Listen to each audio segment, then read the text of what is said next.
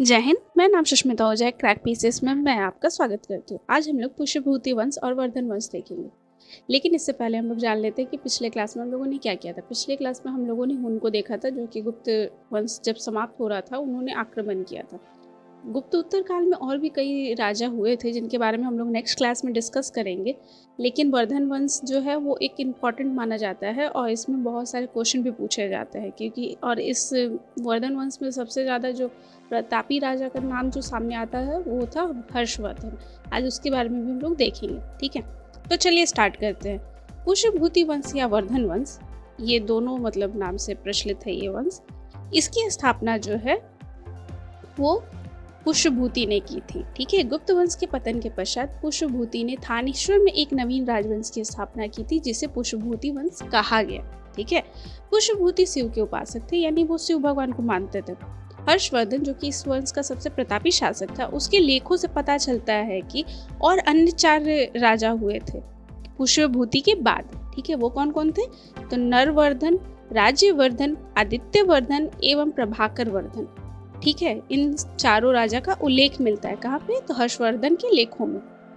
इस वंश का उदय हरियाणा के थानेश्वर में हुआ था। थानेश्वर राज्य के जो स्टार्टिंग के जो 3 राजा थे वो मामूली सरदार थे, ठीक है। प्रथम 3 शासक ने मात्र महाराजा की ही उपाधि धारण की थी, लेकिन इसके बाद जो प्रभाकर वर्धन जो राजा बनता है, तो प्रभाकर वर्धन बहुत ही प्रतापी राजा था। इन्होंने महाराजा धीराज एवं परम भट्टारक जैसी उपाधियां धारण की थी, ठीक है। इनके 2 पुत्र एवं 1 पुत्री थी। 2 पुत्र कौन कौन थे? तो राज्यवर्धन, हर्षवर्धन, और पुत्री कौन थी? तो राज्यश्री। इन्होंने वैवाहिक संबंधों द्वारा अपनी राज्य की स्थिति को सुदृढ़ किया था, यानी कि मजबूत किया था। इन्होंने अपनी पुत्री का विवाह यानी कि राजश्री का विवाह कन्नौज के मौखरी वंश के शासक ग्रहवर्मा के साथ किया था, ठीक है। आगे चलकर इनका बड़ा पुत्र राज्यवर्धन इस वंश का शासक बना, यानी कि वो आगे चलकर के राजा बनता है, जो कि हर्षवर्धन के बड़े भाई थे, ठीक है।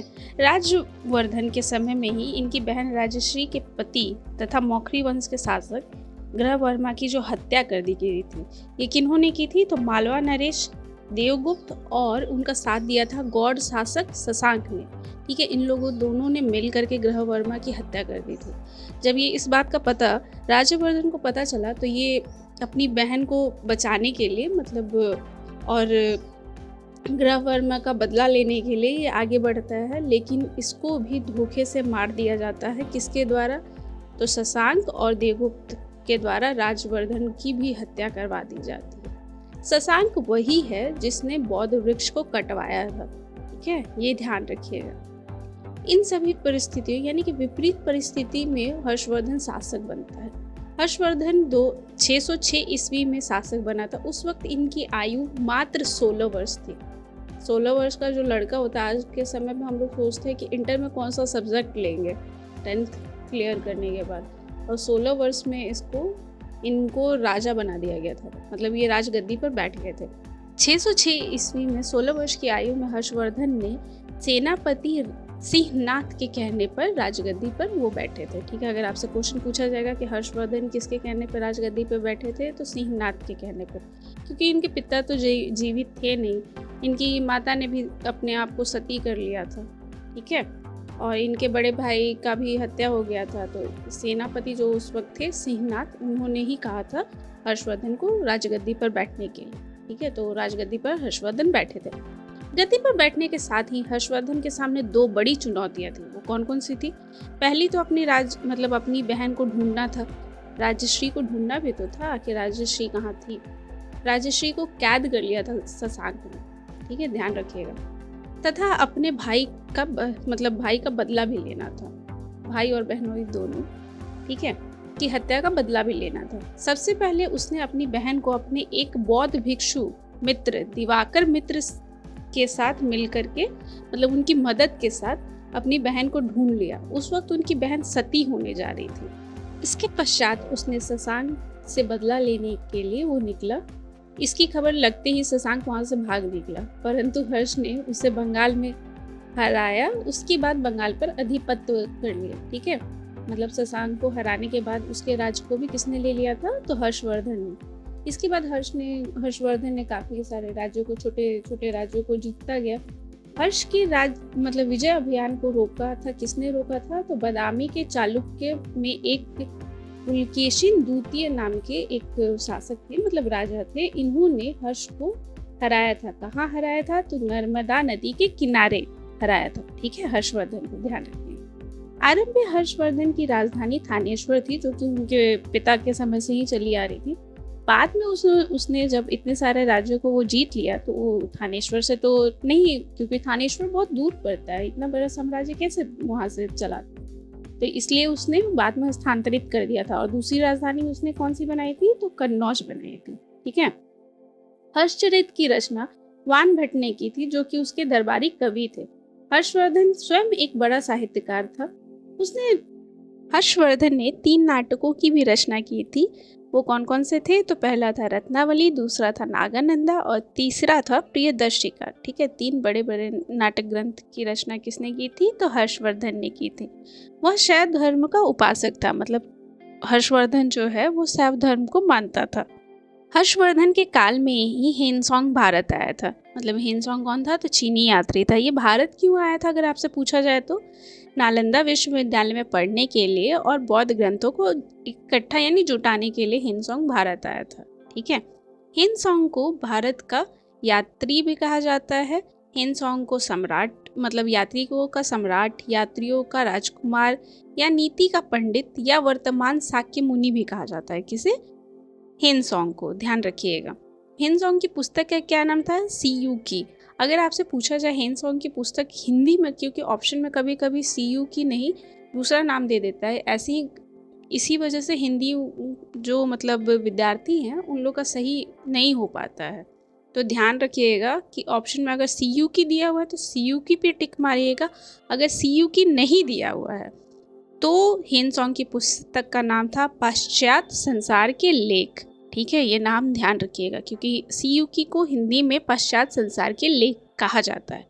ठीक है, ये दोनों नाम ध्यान रखिएगा। अगर सीयूकी आया तब तो कोई दिक्कत नहीं है, अगर सीयूकी नहीं था, नहीं लिखा हुआ है ऑप्शन में, तो पश्चात संसार के लेख अगर लिखा हुआ तो आप उसको टिक मार दीजिएगा। ठीक है। हर्षवर्धन को शिलादित्य के नाम से भी जाना जाता है। हर्षवर्धन उत्तरी भारत का अंतिम महान शासक था। उसने परम भट्टारक की उपाधि धारण की थी, जो कि उसके पिता ने भी धारण की थी। ठीक है। अहियोल प्रशस्ति किसने लिखा है? तो रवि कीर्ति ने लिखा है। रवि कीर्ति कौन थे? तो ये दरबारी कवि थे पुलकेशिन द्वितीय के। ठीक है, पुलकेशिन द्वितीय वही जो नर्मदा नदी के तट पे हर्षवर्धन को जिन्होंने हराया था। ठीक है। अहियोल प्रशस्ति के अनुसार 630 ईस्वी में हर्ष को नर्मदा नदी के किनारे बादामी के चालुक्य वंशीय शासक पुलकेशिन द्वितीय ने पराजित किया था। ठीक है, जैसा कि मैंने आपको बताया। तो याद रखिएगा, इसका उल्लेख किस में मिलता है? तो अहियोल प्रशस्ति में मिलता है। अहियोल प्रशस्ति को किसने लिखा है? तो रवि कीर्ति ने लिखा है। ठीक है, ये कौन थे? तो ये दरबारी कवि थे पुलकेशिन द्वितीय के। और एक बात ध्यान रखिएगा, इसके पश्चात इन्होंने परमेश्वर की उपाधि धारण की थी। ठीक है, पुलकेशिन द्वितीय ने हर्षवर्धन को हराने के बाद परमेश्वर की उपाधि धारण की थी। ठीक है, ध्यान रखिएगा। हर्षवर्धन काफी धार्मिक प्रवृत्ति का था एवं प्रतिदिन 500 ब्राह्मणों एवं 1000 बौद्ध भिक्षुओं को भोजन करवाता था। कौन? तो हर्षवर्धन। ठीक है। हर्षवर्धन द्वारा 643 ईस्वी में कन्नौज तथा प्रयाग में 2 विशाल धार्मिक सभाओं का आयोजन किया गया था। ठीक है, हर्षवर्धन ने 2 मतलब धार्मिक सभाओं का आयोजन किया था। कौन से वर्ष में? तो 643 यानी 643 ईस्वी में। ध्यान रखिएगा। ठीक है, जो कन्नौज वाला जो मतलब पहली बौद्ध मतलब जो सभा था, ठीक है, उसको बौद्ध परिषद भी कहा गया है, का आयोजन करवाया गया था। इस परिषद में हर्ष ने हेनसोंग और बौद्ध धर्म के प्रति पक्षपात की नीति अपनाई थी। ठीक है, मतलब उसने बौद्ध धर्म को ज़्यादा तवज्जो दी थी, यानी इम्पोर्टेंस दिया था। इस कारण बौद्ध परिषद में भाग लेने वाले जो ब्राह्मण थे वो नाराज हो गए और कन्नौज की सभा में आग लगा दी गई थी। एक व्यक्ति ने हर्ष की हत्या करने का भी प्रयास किया था। ठीक है, इस सभा में। कौन से सभा में? तो कन्नौज के सभा में। ध्यान रखिएगा। ठीक है, प्रयाग में आयोजित सभा को मोक्ष परिषद कहा गया था। मतलब ये जो परिषद हुआ था इसको मोक्ष परिषद के नाम से भी जाना जाता है। हर्षवर्धन काल में अधिकारियों एवं कर्मचारियों को जो वेतन है वो नकद वेतन के बदले भूखंड देने की प्रथा थी। यानी कि यहाँ पे भी सामंतवाद की ही नीति थी, यानी सामंतवाद ही यहाँ भी चला आ रहा था। हर्षवर्धन काल में सामंतवाद के अत्यधिक प्रचलन के कारण गुप्तों के मुकाबले प्रशासनिक अधिक केंद्रीय हो गया था। यानी कि इस समय सामंतवाद अपने चरम पे था। इस वजह से जो मतलब गुप्त काल में जो सामंतवाद जैसे कि वहाँ पे प्रशासनिक ज़्यादा स्ट्रांग हो गया था, ये उससे भी ज़्यादा स्ट्रांग हो गया था हर्षवर्धन के काल में। मतलब जो प्रशासनिक लोग थे वो लोग ज़्यादा स्ट्रांग थे राजा के मुकाबले। बाद में आगे चल के हर्ष काल में राजस्व के स्रोत के संदर्भ में 3 प्रकार के कर बताए गए। वो कौन कौन से हैं? पहला है भाग, दूसरा हिरण्य, तीसरा है बलि। ठीक है, ये 3 प्रकार के कर हुआ करते थे। भाग कौन से था? तो भाग का मतलब होता था एक भूमि था जो कुल उपज का, यानी आपने जितना उपज किया उसका 1/6 राजा को कर के रूप में देना पड़ेगा। ठीक है। हिरण्य जो था वो नकद के रूप में वसूला जाने वाला कर हुआ करता था, और जो बलि था एक प्रकार का उपहार कर था। मतलब अगर आप किसी को गिफ्ट देंगे तो उस पर भी कर हुआ करता था। ठीक है। हिंसोंग के अनुसार हर्ष की सेना में करीब 500 हाथी, 2000 घुड़सवार और 5000 पैदल सैनिक थे। ठीक है। हर्षवर्धन पहले तो शैव धर्म का मानता था, लेकिन हिंसोंग के प्रभाव में आकर उसने आगे चलकर बौद्ध धर्म को अपना लिया था। ठीक है। अगर क्वेश्चन आता है तो आप ध्यान दीजिएगा कि पहले वो शैव धर्म को मतलब शिव भगवान को मानता था, जैसा कि मैंने आपको पहले बताया, और बाद में उसने हिंसोंग के आने के बाद उसने बौद्ध धर्म को अपना लिया था। ठीक है। हर्षवर्धन ने 641 ईस्वी में अपना एक दूत चीनी सम्राट के दरबार में भेजा था, और चीनी सम्राट ने भी अपना एक दूत हर्षवर्धन के दरबार में भेजा था। ठीक है।